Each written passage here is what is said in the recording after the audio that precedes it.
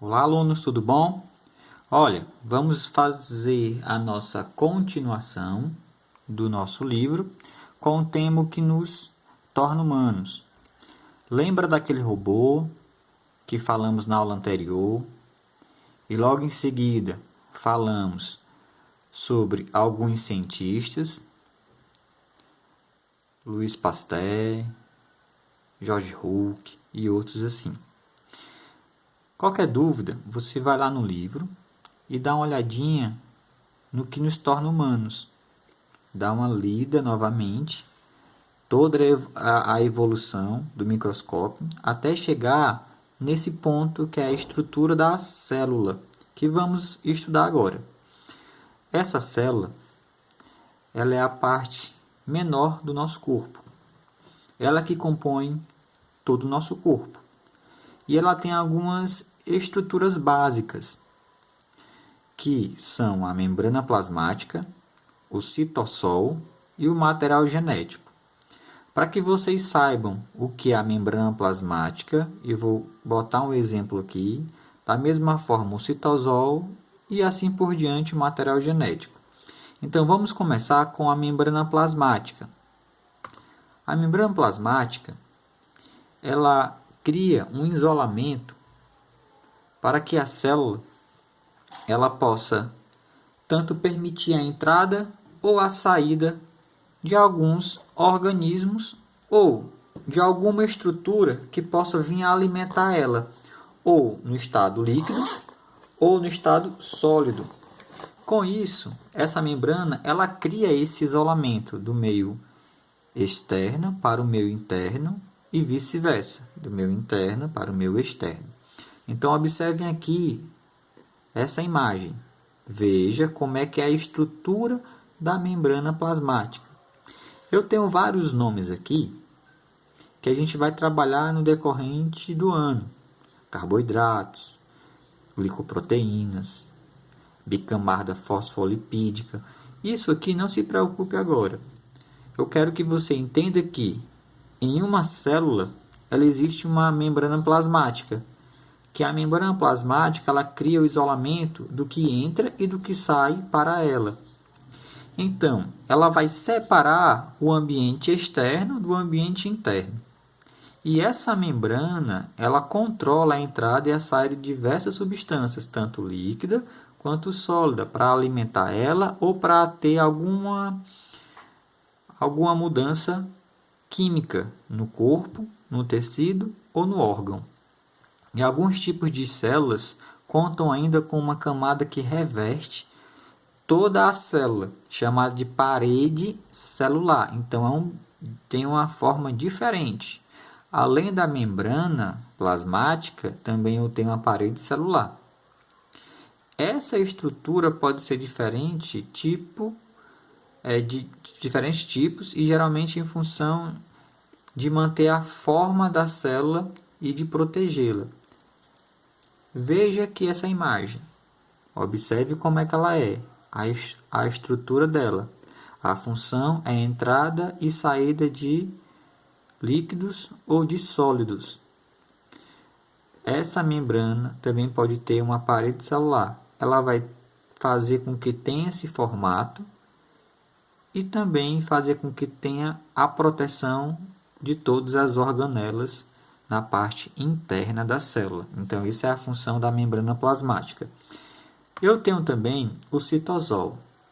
Esse citossol é o chamado citoplasma. O que é o citoplasma? É o líquido que está dentro da célula que faz a separação de todas as organelas. Mas o que é organela? Não se preocupe agora. Você vai saber o que é organela no decorrer das aulas. Vamos só saber esses três pontos da célula. Falamos da membrana plasmática, agora estamos falando do citossol, que é o citoplasma. Tá vendo essa imagem aqui em azul? Essa parte aqui em azul é o citoplasma. E aqui está em branco. É só para mostrar para vocês aonde está o citossol na imagem. Então, isso aqui são organelas. Essa parte branca é o citosol, como eu tenho mostrando aqui nessa imagem. Então, ela está no interior da célula.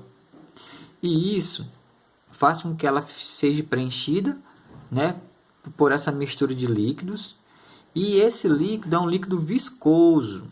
Esse líquido viscoso que compõe dentro da célula também faz com que leve alimento e traga alimento para qualquer outra organela dentro da célula. Então, a célula é minúscula, mas dentro dela há também organelas. E essas organelas são primordiais para que a célula ela esteja viva. Então, observem aí, o citossol e todas as organelas que nela tem. Tá bom? Vamos agora para o outro ponto. O outro componente presente nas células é o material genético. Esse material genético ele é o composto de moléculas de DNA que armazenam instruções que controlam o funcionamento e a reprodução das células. Observem, aqui eu tenho uma célula e aqui eu tenho outra célula. Esse material genético que fica aqui dentro, ele é solto no citoplasma. Enquanto nessa outra célula, esse material genético aqui, ele é dentro de outra camada. Observem, eu tenho aqui o citoplasma, aí aqui eu tenho outra camada, que é outra parede, que é chamada de núcleo, que é a parede nuclear. Dentro do núcleo eu tenho o material genético, que é o DNA.